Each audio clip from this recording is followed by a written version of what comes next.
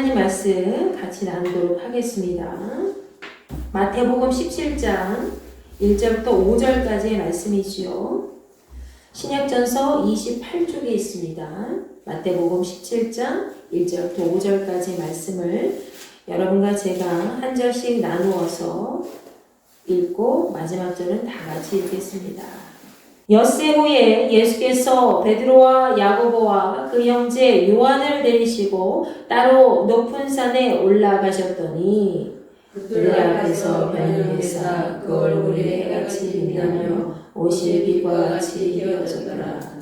그때에 모세와 엘리야가 예수와 더불어 말하는 것이 그들에게 보이거늘 베드로가 예수께 여쭈어 이르되 주여 우리가 여기 있는 것이 좋사오니 만일 주께서 원하시면 내가 여기서 초막셋을 주되 하나는 주님을 위하여 하나는 모세를 위하여 하나는 엘리야를 위하여 하리이다. 말할 때에 호련히 빛난 구름이 그들을 덮으며 구름 속에서 소리가 나서 이르시되 이는 내 사랑하는 아들이요 내 기뻐하는 자니 너희는 그의 말을 들으라 하시는지라. 아멘. 자, 오늘은 너희는 그의 말을 들으라는 제목으로 같이 말씀 나누고자 합니다. 제가 여러분에게 한 가지 이야기를 들려드릴 텐데요. 어느 날 새벽 3시경에 출산 예정일을 보름 정도 앞두고 있는 아내로부터 연락을 받은 거예요. 친정에 가 있었거든요, 그 아내는. 근데 갑작스럽게 진통이 되어서 병원에 실려갔다는 소식을 친정으로부터 연락을 받게 됐습니다. 남편은 급한 전화를 받고 다급하게 병원으로 달려가기 시작했죠. 운전을 하면서 우리 아내가 괜찮을까 이런 걱정도 했지만 사실 이 남편의 마음 한켠에는 내가 이대독자인데 첫아들이었으면 좋겠다 라는 생각이 너무 강한 거예요. 자, 남편이 막 병원에 도착하자마자 응급실에서 이 아내와 같이 있었던 그 의사가 때마침 나왔습니다. 나와서 남편에게 상황을 막 설명해 주려고 하는데 남편이 다급하게 막 질문을 하는 거예요. 선생님, 아들이죠? 아들이죠? 이렇게 질문을 하는 거죠. 그러자 의사는 아니에요. 고개를 가로저으면서 아닙니다. 라고 얘기를 하는 거죠. 그래서 남편은 다시 한번 물어봤습니다.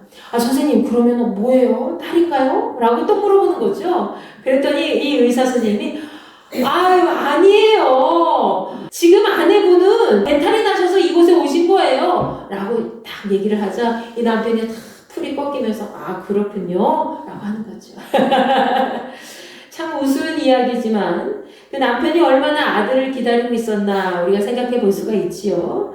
그래도 그 남편이 참 황당한 것 같아요. 비록 아내가 출산일을 앞두고 막 배탈이 난 것이었지만 아무것도 모르는 상태에서 착각할 수는 있다 할지라도 사실 아들인지 딸인지 이런 것부터 묻기 전에 뭘 물어봐야 돼요. 선생님, 우리 아내 상태가 어떤가요? 좀 괜찮은가요? 생명에 지장은 없죠? 위험한 상태는 아니죠? 라고 물어볼 수 있잖아요. 근데 이 사람은 자기 마음속에 가득 찬 마음이 뭐였어요? 내가 이대독자인데 그 다음에 정말 귀한 아들이어야 되는데 라는 생각이 강하게 있었던 거죠. 그래서 그것이 입 밖으로 급하게 내뱉은 겁니다. 사람은 누구든지 간절히 기다리는 것을 가장 많이 생각하고 또 입 밖으로 꺼내는 것 같습니다. 그리고 그 비슷한 경험이나 그런 현상이나 상황만 되어도 혹시나 하는 마음을 가지고 조급한 마음이 생기는 것 같습니다. 여러분에게 이러한 기다림이 있습니까? 우리 김은자 권사님, 이런 기다림이 있으세요? 빨리 가서 음식해야 되는데. 새해가 시작되고 벌써 한 달 반이 흘렀죠. 온 가족이 함께 모여서 다시 한번 새해 다짐을 하는 또 설날이 되었습니다. 아이들은 이번 설 명절을 굉장히 손꼽아 기다렸을지도 모르겠습니다. 그러나 음식을 하는 입장에서는 또 손꼽아 기다리기보다는 물론 가족들과 만나는 즐거움도 있지만 어떻게 해야 되나 라는 걱정부터 앞서고 또 불편한 마음이 생길 수도 있지요. 그래도 이번 명절만큼은 여러분이 가족들과 함께 더더욱 행복하고 좋은 추억을 많이 만들어 가시는 그런 귀한 명절이 되시기 바랍니다. 자, 오늘 말씀에서는 예수님의 변화사 사건이 기록이 되어 있지요. 본문 1절 말씀에서 예수께서는 사랑하는 제자 3명과 함께 엿새 후에 높은 산에 오르셨다라고 기록이 되어 있습니다. 자, 엿새우라면 어떤 일이 생긴 다음의 일정을 이야기하는 거겠죠? 그 사건이 무슨 사건이었을까요? 그 일은 바로 베드로가 예수님이 누구라고 생각하느냐? 라고 질문했을 때에 주는 그리스도시요 살아계신 하나님의 아들이십니다. 라고 대답하고 신앙 고백이 있은 다음의 일이었습니다.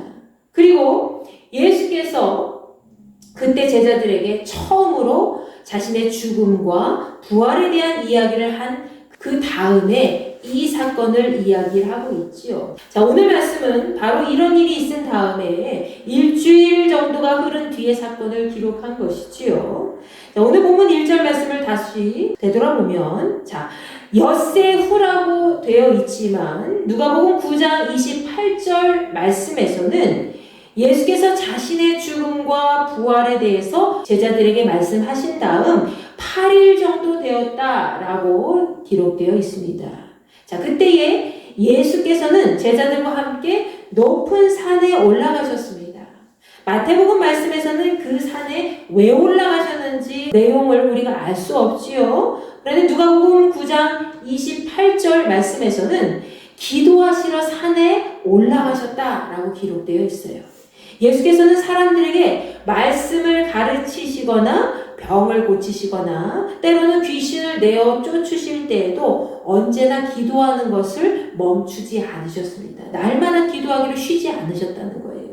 아버지 되시는 하나님과 늘 함께 하셨다는 것을 우리는 알 수가 있지요. 그리고 그 모습을 항상 제자들에게 보여주셨습니다. 제자들에게도 믿음의 본을 보여주셔서 그들 역시 그러한 기도의 삶을 살아가도록 인도하신 것이지요. 우리 역시 설날을 맞이해서 자녀들과 함께 모였을 때에 손주들을 볼 때에도 이러한 삶의 태도로 나아가야 되지 않을까 싶습니다. 믿지 않는 자녀들에게는 눈치 괜히 보지 말고 신앙생활이 어떤 것인가 삶의 모습 가운데 보여주는 거예요. 그리고 믿는 자녀들에게는 어떤 모습을 보여줄까요?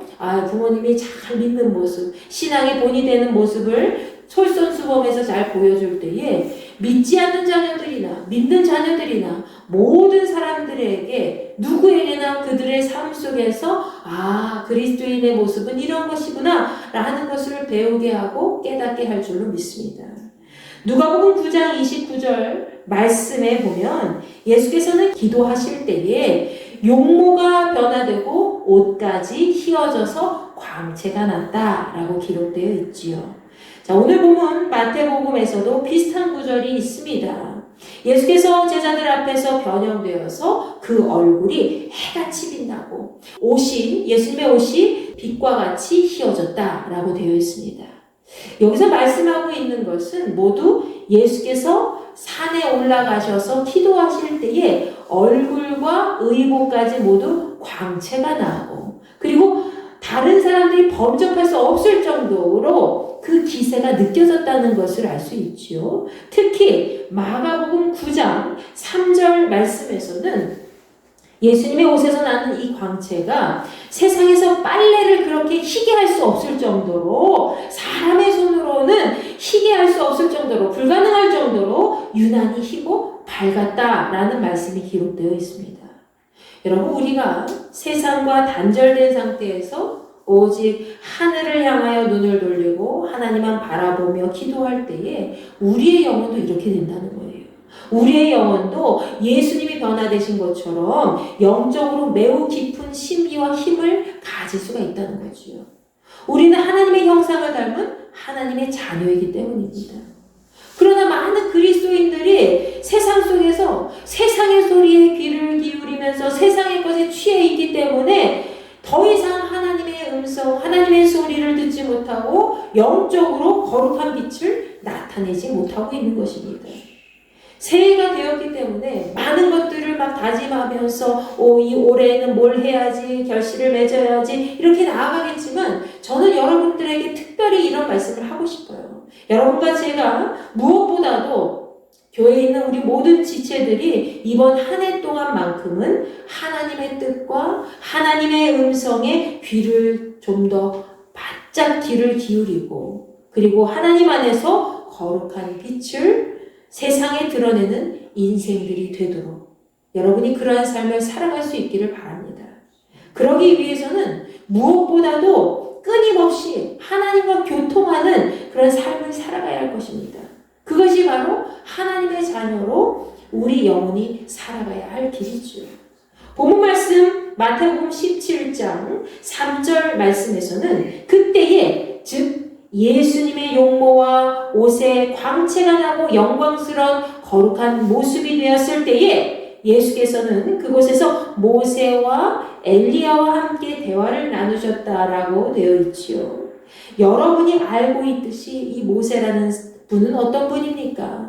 이스라엘 백성들을 애국과 광야 속에서 이끌어낸 민족의 지도자지요. 그리고 엘리야는 분열 왕국 시대에서 북이스라엘에서 활동했던 민족의 선지자로서 그는 죽음을 맛보지 아니하고 하늘로 승천하여 하나님의 영광을 드러낸 사람 아닙니까? 이 두 사람은 모두 구약 시대에 유명한 하나님의 사람들이었습니다. 그런 그들이 함께 예수께서 말씀을 나누신 것이죠. 자, 누가복음 9장 31절 말씀에 보면 예수께서는 그들과 함께 예수님이 앞으로 예루살렘에서 돌아가실 것을 말씀하셨다고 기록되어 있습니다. 예수님과 함께 따라간 제자들 누구였습니까? 베드로, 야고보, 요한이라는 제자였죠. 이 제자들은 예수님의 변화된 모습과 또 예수께서 모세와 엘리야와 함께 계신 것을 보았습니다. 누가복음 9장 32절 말씀에서는 그들이 깊은 잠에 빠져서 졸다가 깨어나서 예수님과 모세, 엘리야를 보았다라고 되어 있지요. 예수님과 함께 기도하러 산에 올랐지만 언제나 그랬듯이 그들은 예수님과 끝까지 영적인 교통을 하지 못했습니다. 육신의 피곤함을 이기지 못하고 그때에도 깊은 잠에 빠졌던 거지요. 만약 그들이 깊은 잠에 빠지지 않았다면 예수께서는 앞으로 어떻게 되실 것인지 그리고 보다 빠른 속도로 예수님의 상태를 알고 예수님의 심정을 한 번 더 헤아려 볼 수 있었겠지요. 그런 와중에 본문 말씀 4절에서는 베드로가 황당한 이야기를 늘어놓습니다. 그것은 그가 예수님의 형상과 그 옆에 선 모세와 엘리야의 모습을 보고 너무 환상적인 현재 상황만을 생각하면서 어리석은 이야기를 한 것이지요. 주님, 우리가 여기 있는 것이 좋겠습니다. 원하신다면, 주께서 원하신다면 제가 여기에 천막 3개를 지을 텐데요. 하나는 주님을 위해서, 하나는 모세를 위해서, 하나는 엘리야를 짓겠습니다. 라고 자신감 있게 떵떵거리며 말을 하는 거지요. 베드로의 이 말은 장차 예수께서 당하실 고난은 전혀 깨닫지 못한 채 그분의 영광스러운 자태에만 심취해서 당장의 만족만을 위한 우둔한 고백이라고 할 수 있습니다. 베드로는 원래 어떤 사람이에요? 굉장히 직설적이고 또 다혈질적인 부분이 많이 있는 사람이지요.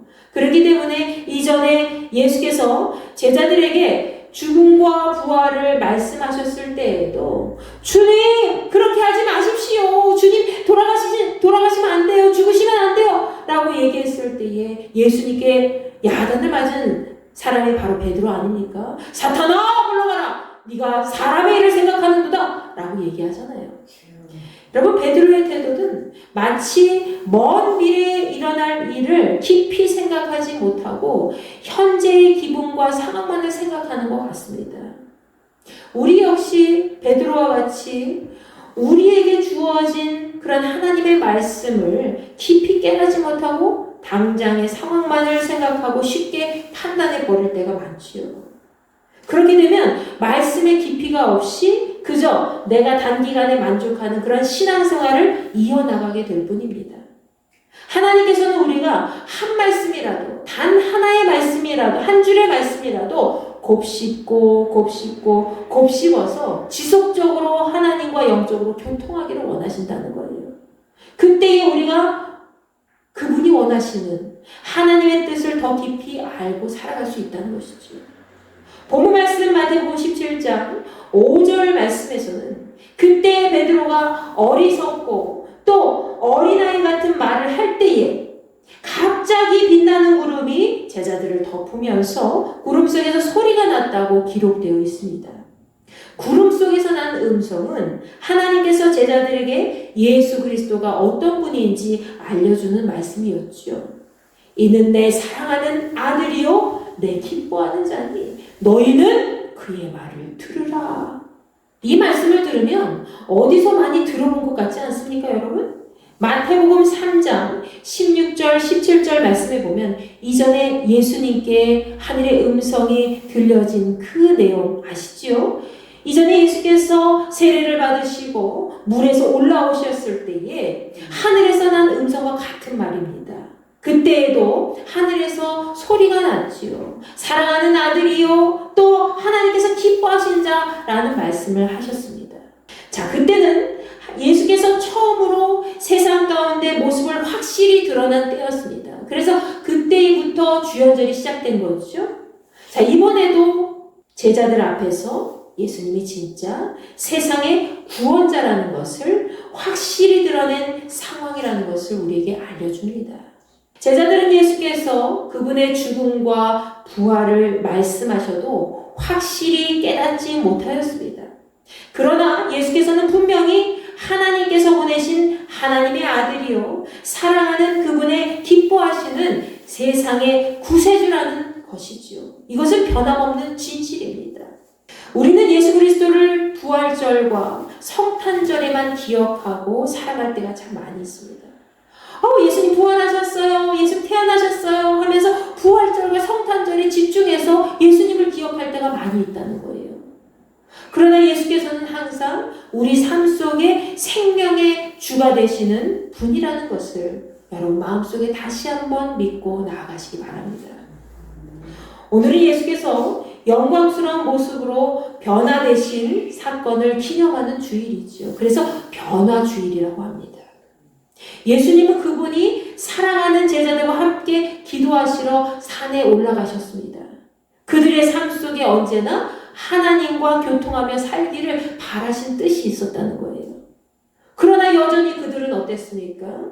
그들은 육신의 나약함 속에 빠져서 예수님의 변화된 모습만 나중에 발견하고 어리석은 말과 행동만 앞서게 됐지요. 우리의 모습 속에 이러한 모습은 없는지 여러분 새해를 맞이하여 다시 한번 되돌아보시기 바랍니다. 단순히 예수님을 믿으면서 기복신앙과 같이 당장의 좋은 일만 기대하면서 예수 그리스도를 내 삶의 주인으로 모시기보다는 내 삶 속에서 조금 더 나아지기만을 기대하면서 기다리면서 지내고 있는 것은 아닌지 스스로 돌아봐야 할 때입니다. 변화산에서 예수님의 모든 것이 하나님의 영광스러움을 드러냈듯이 우리 역시 그리스도인으로서 우리의 모습이 날마다 예수님과 같이 거룩함으로 나타나야 할 것입니다. 어제 제가 어느 인터넷 기사를 접하게 되었습니다. 사람이 늙어서 가장 많이 하는 후회가 4가지가 있다고 하는 거예요. 근데 그 중에서 가장 마음에 와닿는 말씀이 있었습니다. 그 중에 가장 첫 번째가 무엇이었을까요?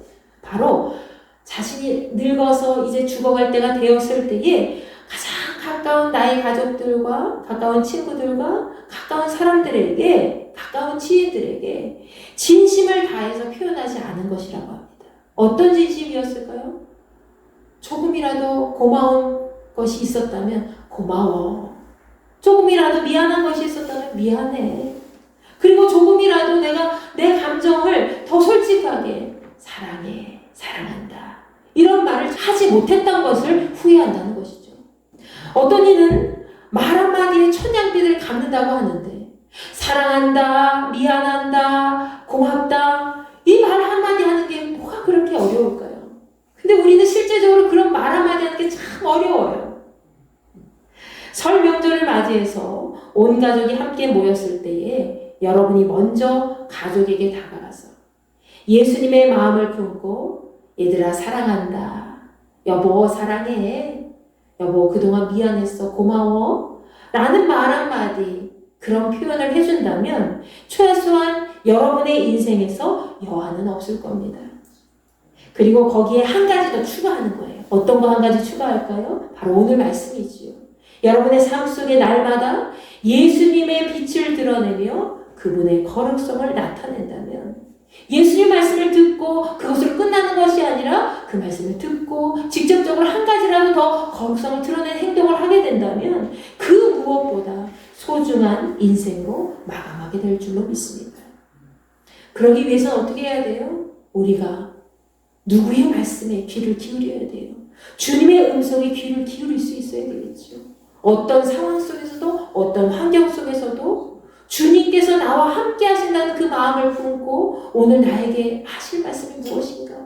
간절한 마음을 품고 말씀 한 줄이라도 더 가볍게 여기지 않고 간절히 감사한 마음으로 내 마음에 새기고 귀를 기울이고 들을 수 있는 그런 삶의 자세를 놓치지 말아야 할 것입니다. 여러분, 오늘도 하나님께서는 우리에게 너희는 그의 말을 들으라 이렇게 말씀하고 계십니다. 이 말씀과 같이 예수 그리스도의 말씀을 듣고 그분의 빛으로 행하는 거룩한 지체들이 되시기를 간절히 축원합니다. 너희가 길 나가도록 예수 인도하시니 내 주 안에 있는 근육 어찌 의심하리요. 믿음으로 사는 자는 하늘 위로 가겠네. 무슨 일을 만나든지 만사형통 하리라. 무슨 일을 만나든지 만사형통 하리라. 너희가 길 나가도록 예수 인도하시니 어려운 일 당할 때도 족하는 애 주시네. 나는 심히 가난하고 영혼 매우 가난하. 나의 앞에 반석에서 샘물 나게 하시네. 나의 앞에 반석에서 샘물 나게 하시네. 너희가 길 나가도록 예수 인도하시니 그의 사랑 어찌 큰지 말로 알 수 없도다.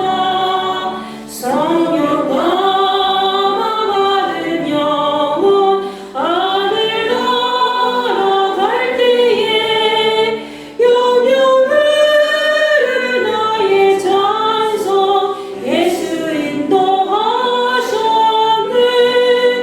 영영을 나의 찬송 예수 인도하셨네. 여러분, 이 시간 같이 기도할 텐데요. 오늘 말씀을 기억하면서 주님, 내가 그동안 예수 그리스도의 음성을 듣지 못하고 하나님 말씀 앞에 온전히 주님만을 바라보며 살아가지 못했던 것을 용서하여 주시옵소서. 오직 예수 그리스도 안에서 날마다 하나님의 온전하심을 드러내며 그분의 영광 가운데 거하기를 원합니다. 아버지 하나님, 우리의 삶을 주장하여 주시어서 우리가 그리스도의 음성을 듣고 그분의 삶의 발자취를 따라 날마다 거룩한 빛을 드러내는 복된 삶이 될 수 있도록 우리를 인도하여 주시옵소서. 여러분, 이 시간 이 마음을 품고 주여 한번 외치시고 기도합니다. 주여! 아버지 하나님 감사합니다. 주의 거룩한 삶 속에 역사하여 주시어서 우리가 날마다 생명을 의지하며 살아갈 때에 오직 하늘의 음성에만 귀를 기울이고 세상 가운데 살아가면서도 날마다 영적으로 교통하는 것을 멈추지 않는 삶이 될 수 있도록 인도하여 주시옵소서. 생명의 근원이 되시는 주님만을 온전히 바라보기를 원합니다. 예수께서 오늘 변화산에서 용모가 변화되시고 그 옷이 백옥과 같이 휘어졌는데도 불구하고 제자들은 그 순간만을 생각하며 깊은 잠에 빠져서 주님을 온전히 깊이 깨닫지 못했습니다. 아버지 하나님, 우리의 삶 속에 그러한 모습은 없는지 모르겠습니다. 하나님의 음성을 가득 마음에 채우고 살아갈 수 있도록 인도하시고 온전히 주 예수 그리스도의 말씀 가운데 하나가 될 수 있는 거룩한 빛의 자녀가 될 수 있도록 인도하여 주시옵소서. 우리의 삶 속에 역사하여 주시어서 온 가족이 모이는 명절을 맞이하여 가족 간에 서로 화해하며 사랑하며 또한 하나님을 온전히 믿는 믿음 안에서 예수 그리스도의 향기를 드러낼 수 있는 복된 시간이 될 수 있도록 허락하여 주시옵소서. 믿지 않는 자녀들이 있습니다. 그들을 기억하여 주시고 그 자녀들까지도 우리의 모습을 통해서 주님을 만날 수 있기를 간절히 소망하오니 주여 우리의 각 가정마다 하나님의 영광이 샘솟듯이 드러날 수 있도록 주의 거룩한 빛으로 나아가시는 우리 모두가 될 수 있도록 복의 복을 더하여 주시옵소서. 한 생명도 나고자 되지 않게 하시고 모든 가족들이 주님 앞에 모이는 한 자리 그 빛나는 영광을 우리가 함께 누리며 맛보는 삶이 될 수 있도록 이끌어 세워 주시옵소서. 모든 것을 주께 맡겨드립니다. 하나님의 영광 가운데 거하는 거룩한 자녀가 될 수 있도록 주여 인도하여 주시옵소서. 모든 것을 주께 맡겨드립니다. 하늘의 놀라운 영광으로 우리를 채워 주시옵소서. 하나님 함께하여 주실 줄 믿습니다. 이제는 우리 주 예수 그리스도의 은혜와 하나님의 무한하신 사랑과 성령님의 감화 감동 내주 역사 교통 위로하시니 민족 고유의 명절 설을 맞이하여 온 가족이 함께 모였을 때에 너희는 그의 말을 들으라 하신 하나님의 음성을 우리가 날마다 마음에 새기며 주께서 우리의 살아계신 그리스도라는 것을 날마다 전하며 빛 가운데 사명을 감당할 수 있기를 원하는 우리 인도계 모든 지체들과 거룩한 믿음의 자녀들에게 함께하여 주시기를 간절히 축원하옵나이다. 아멘.